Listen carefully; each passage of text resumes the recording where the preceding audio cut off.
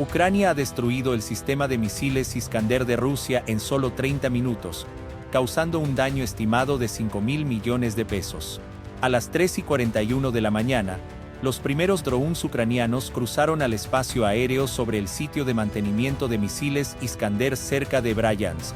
No hubo sirena de advertencia, no hubo escalada previa, solo un cambio repentino en las pantallas de radar cuando 18 a 22 UAV de baja altitud aparecieron casi simultáneamente. Volando por debajo de 40 metros y moviéndose lentamente a menos de 120 km por hora, se mezclaron con el desorden del terreno. Los drones no se dirigieron hacia los búnkeres de almacenamiento de misiles. No apuntaron a refugios de lanzamiento fortificados. En cambio, se movieron directamente hacia la zona de mantenimiento donde los sistemas Iskander estaban temporalmente expuestos. En ese momento, la base estaba en un ciclo de servicio nocturno de rutina. 3 lanzadores Iskander M, cada uno pesando más de 44 toneladas, estaban fuera de línea para inspección. Las líneas de combustible estaban conectadas. Los sistemas de enfriamiento estaban abiertos. Los rieles de lanzamiento no estaban asegurados. A menos de 40 metros de distancia, 4 vehículos de recarga estaban estacionados al aire libre, cada uno cargado con ojivas que pesaban entre 480 y 520 kilogramos. Un dron rompió la formación y descendió bruscamente hacia un grupo de vehículos de apoyo junto al hangar 2. La explosión que siguió no fue grande en escala, pero fue extremadamente violenta. La explosión ocurrió a corta distancia dentro de un área de servicio confinada llena de líneas de combustible, sistemas presurizados y equipo hidráulico expuesto. La detonación inicial produjo una bola de fuego corta y densa que se expandió rápidamente antes de colapsar hacia adentro, generando calor y presión intensos en lugar de destrucción de área amplia. Los sensores térmicos registraron posteriormente temperaturas superiores a 2000 grados centígrados en el punto de impacto.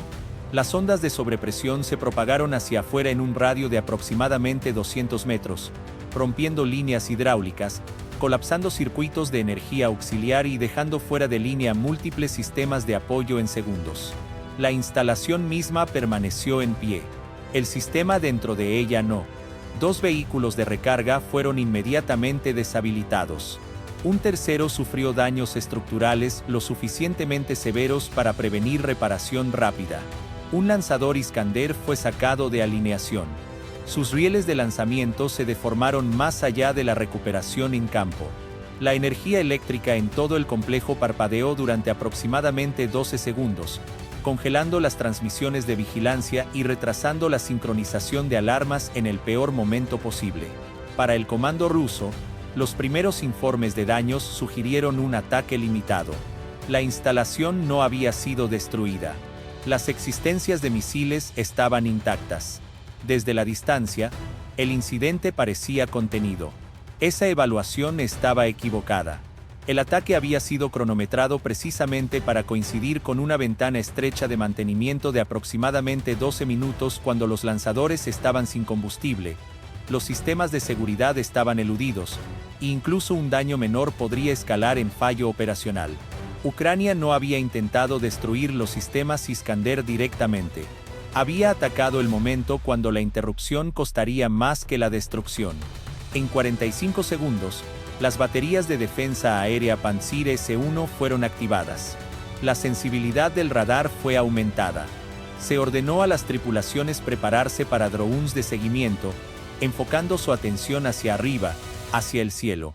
Para cuando Bryansk cambió completamente a una postura defensiva, el ataque ya había logrado su propósito. Este no fue un ataque aislado. No fue reconocimiento.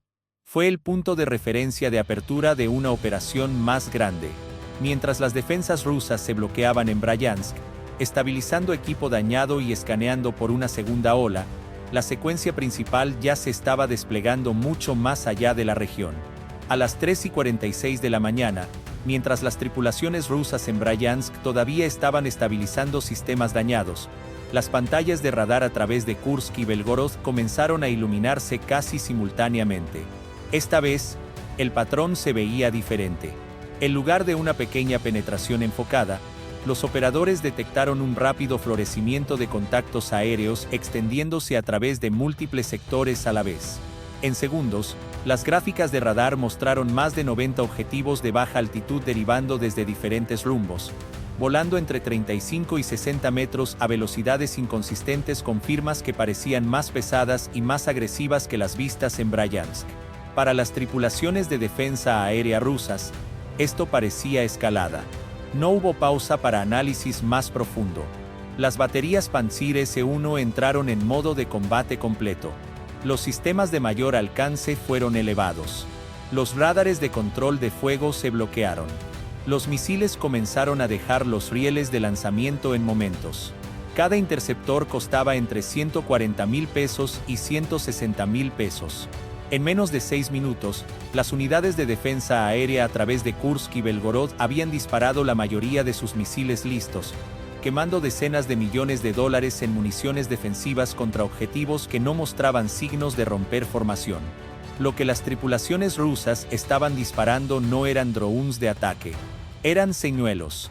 Ucrania había inundado el espacio aéreo con UAV tipo Corvo, cada uno costando menos de 1,000 pesos, transmitiendo firmas deliberadamente ajustadas para parecerse a plataformas de ataque más pesadas.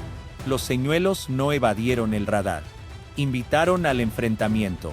Cada lanzamiento forzó a los sistemas rusos a comprometer canales de seguimiento, soluciones de control de fuego y existencias de interceptores. Mientras los operadores de radar se enfocaban hacia arriba, el movimiento real ocurrió más bajo, debajo del desorden creado por lanzamientos de misiles, barridos de radar y campos de escombros en expansión. De 22 a 26 drones de ataque se deslizaron a través de altitudes bajo 45 metros usando enmascaramiento de terreno y estructuras industriales para permanecer ocultos hasta los momentos finales. Sus objetivos no eran lanzadores de misiles. Golpearon puntos de distribución de combustible, nodos de energía auxiliar y áreas de preparación de recarga apoyando unidades Iskander en la región. Un dron impactó una zona de almacenamiento de combustible secundaria, desencadenando una explosión confinada pero intensa que elevó las temperaturas internas más allá de 2100 grados centígrados y forzó un cierre inmediato de las operaciones de recarga.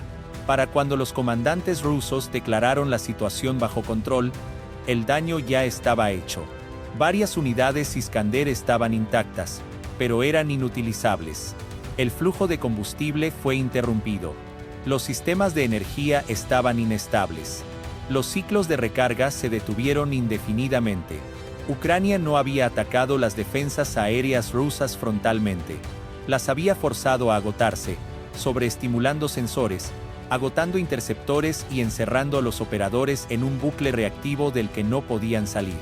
Mientras Kursk y Belgorod reportaban éxito contra la amenaza aérea, un pico de señal mucho más grande ya se estaba formando al sur. Las defensas todavía estaban en pie, pero habían sido vaciadas. A las 3:57 de la mañana, el enfoque de la defensa aérea rusa cambió al sur hacia Rostov. A diferencia de Bryansk o Kursk, Rostov no era un sitio avanzado o un centro secundario. Era uno de los centros de logística y recarga más grandes apoyando unidades Iskander a lo largo del eje sur. Combustible, ojivas y vehículos de recarga estaban concentrados aquí. Perder Rostov no solo retrasaría lanzamientos, interrumpiría todo el ritmo de suministro. Los comandantes locales creían que estaban listos. La sensibilidad del radar ya había sido aumentada después de los ataques anteriores. Los protocolos de enfrentamiento se aflojaron. Se instruyó a las tripulaciones priorizar velocidad sobre confirmación. La expectativa era simple. Nada más pasaría. Menos de 40 segundos después, esa suposición colapsó. Las pantallas de radar se llenaron de objetivos. Entre 70 y 80 objetos aéreos entraron al sector de Rostov casi simultáneamente desde 3 direcciones. Las altitudes variaban entre 30 y 70 metros. Las velocidades eran inconsistentes. Las firmas de radar se superponían y fusionaban, creando lo que los operadores describieron posteriormente como ruido en lugar de un ataque organizado. Los sistemas Pantsir S-1 pueden rastrear confiablemente aproximadamente 2 docenas de objetivos a la vez. Rostov enfrentaba más del triple de ese número. Las computadoras de control de fuego comenzaron a ciclar prioridades, dejando caer repetidamente un rastro para perseguir otro. Los operadores lanzaron interceptores de todos modos, disparando en soluciones parciales y bloqueos degradados. En menos de 4 minutos, más de 18 millones de pesos en misiles defensivos fueron gastados en la noche. El cielo sobre Rostov estaba ocupado. El suelo debajo de él estaba expuesto. Mientras los señuelos jalaban radar y cañones hacia arriba, de 28 a 32 drones de ataque se aproximaron bajo y rápido desde el este, usando patios ferroviarios, almacenes y estructuras industriales para enmascarar su aproximación final. Sus objetivos no eran lanzadores sentados en refugios. Apuntaron al centro del sistema: almacenamiento de combustible, preparación de recarga e infraestructura de recarga. El primer impacto golpeó un reservorio de combustible presurizado conteniendo casi 200.000 L de compuestos propelentes. La explosión fue pesada y sostenida, alimentándose de combustible confinado en lugar de dispersarse hacia afuera. Las temperaturas internas aumentaron más allá de 3100 grados centígrados, encendiendo líneas de almacenamiento adyacentes. 7 segundos después, un segundo ataque aterrizó. Esta vez, la explosión no alcanzó su punto máximo una vez. Se propagó en cascada. Las ondas de choque fracturaron paredes reforzadas. Las puertas de hangar se arrancaron libres. El fuego se extendió a lo largo de canales de combustible conectados, desencadenando una reacción en cadena que se propagó por toda la instalación. Los sensores registraron detonaciones continuas durante más de 40 minutos, mucho después de que los drones mismos se fueran. Dentro del complejo, de 6 a 7 lanzadores Iskander-M fueron vueltos inoperables. De 8 a 9 vehículos de recarga esenciales para recargas de misiles fueron destruidos donde estaban. Los sistemas hidráulicos se vaporizaron. Las unidades de control eléctrico fallaron simultáneamente. Para las 4:02 de la mañana, Rostov había dejado de transmitir informes de estado coherentes. La energía era intermitente. Las comunicaciones entraban y salían. La arteria logística alimentando múltiples brigadas de misiles ya no era funcional. Este no fue un ataque simbólico. Rostov no cayó porque sus defensas fueran débiles. Cayó porque fueron abrumadas en el momento equivocado. Ucrania no había intentado derrotar las defensas aéreas rusas. Las había enterrado bajo volumen, forzando a los sistemas a disparar más rápido de lo que podían pensar y reaccionar más rápido de lo que podían adaptarse.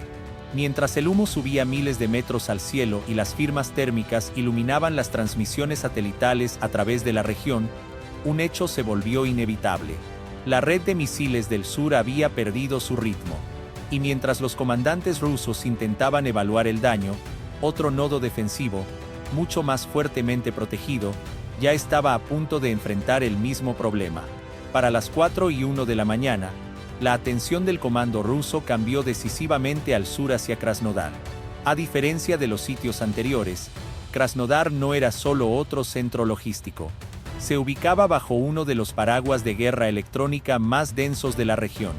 Múltiples capas de defensa aérea estaban integradas con sistemas de interferencia de alta potencia diseñados para negar guía, interrumpir navegación y cegar drones entrantes mucho antes de que alcanzaran activos críticos. Los comandantes creían que aquí era donde la línea finalmente se mantendría. A medida que los informes de advertencia temprana de Rostov se deterioraban, se ordenó a las unidades de guerra electrónica de Krasnodar escalar inmediatamente. Los sistemas Krasuka 4 aumentaron a máxima potencia, inundando amplias secciones del espectro con interferencia de banda ancha.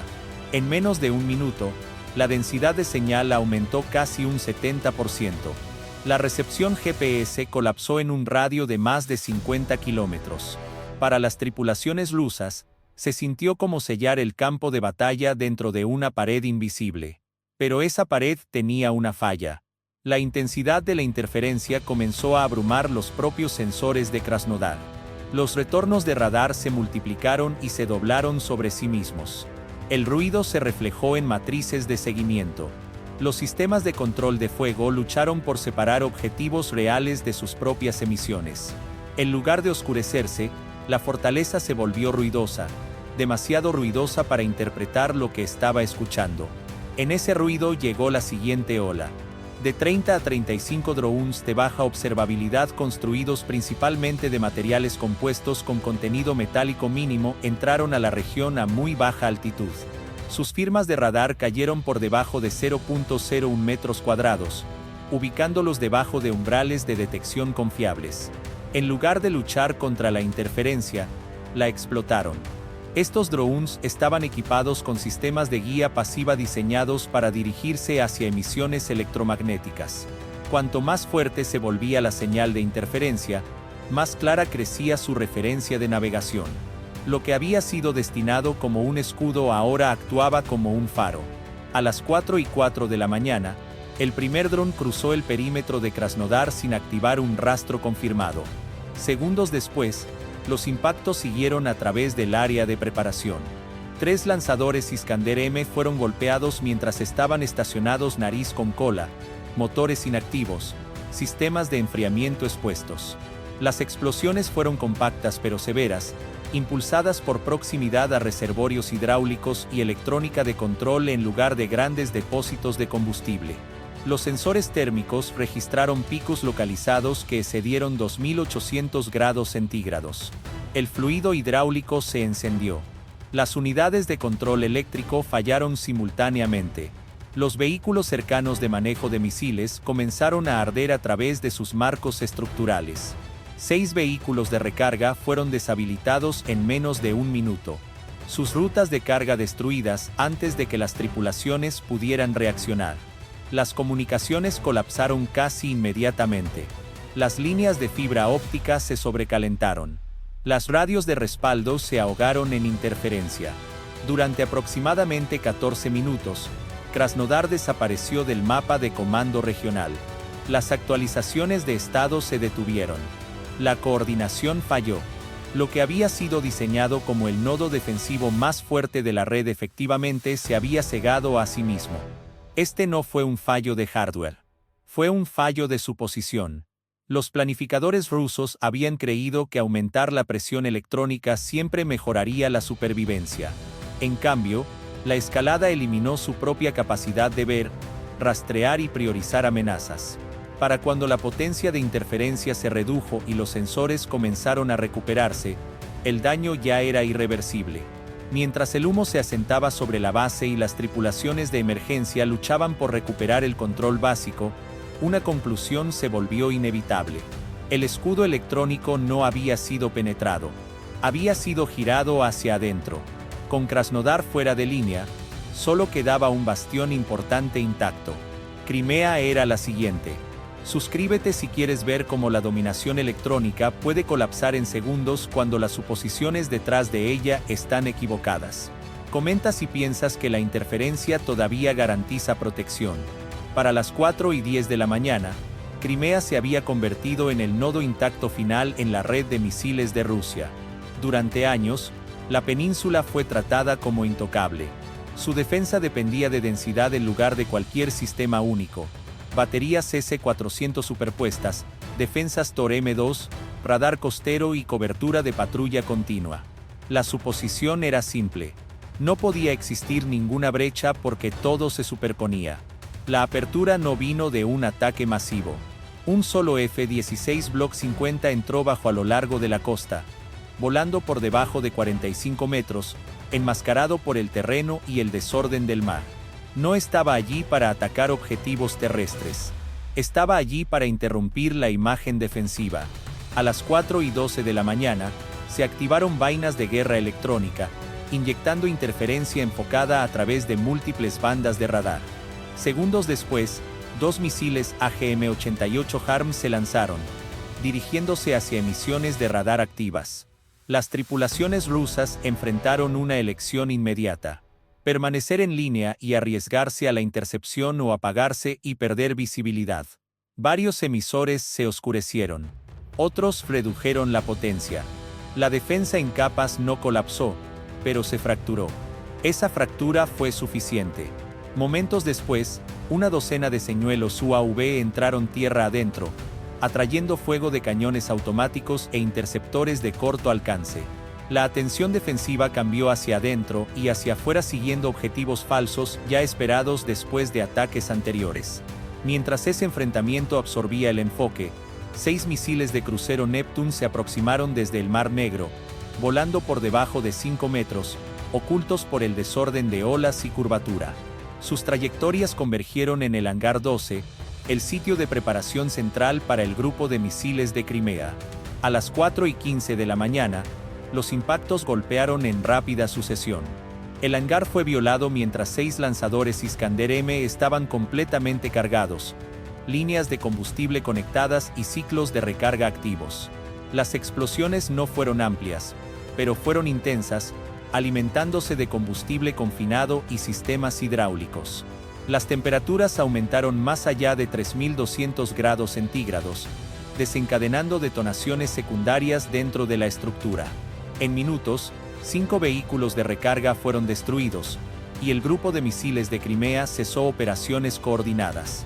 La fortaleza no había sido abrumada. Había sido abierta en el momento equivocado. Para las 4:25 de la mañana, el mapa operacional ya no se parecía a una red de misiles funcional. Bryansk, Kursk, Belgorod, Rostov, Krasnodar y Crimea todos reportaban pérdida parcial o completa de preparación Iskander. Lo que conectaba a estos sitios no era geografía, era sincronización. Desde el primer impacto de dron hasta la detonación final, toda la secuencia se desplegó en poco más de 30 minutos. A través de 5 regiones, se estima que de 18 a 22 lanzadores Iskander-M fueron vueltos inoperables. Más de 2 docenas de vehículos de recarga, la columna vertebral de la capacidad de recarga de misiles, fueron destruidos o dañados más allá de reparación en campo. Puntos de reabastecimiento de combustible, bahías de mantenimiento y nodos de energía fueron golpeados simultáneamente. Las líneas de tiempo de reemplazo ya no se medían en días o semanas, sino en meses. Algunos componentes requerían reconstrucción a nivel de fábrica. Las estimaciones iniciales de daños colocaron las pérdidas materiales entre 4 pesos con 20 centavos y 5 pesos con 10 centavos mil millones. Pero el costo financiero no fue el resultado más importante. Más dañino fue la pausa. Las brigadas de misiles que habían estado preparadas para lanzamientos sostenidos fueron forzadas fuera de línea. Los nodos de comando y control lucharon por restablecer enlaces de datos limpios. Durante varias horas críticas, la capacidad de ataque de largo alcance a través de múltiples sectores se redujo drásticamente. Este resultado no se logró mediante potencia de fuego abrumadora. Ucrania no destruyó cada lanzador. No necesitaba hacerlo.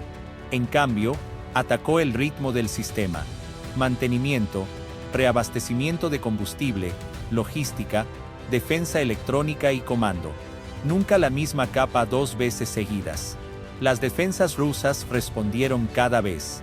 Simplemente respondieron al último problema, no al siguiente.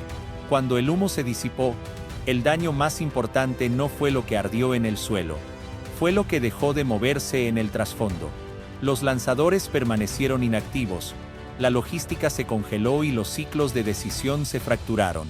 La operación no reescribió las reglas de la guerra. Las expuso.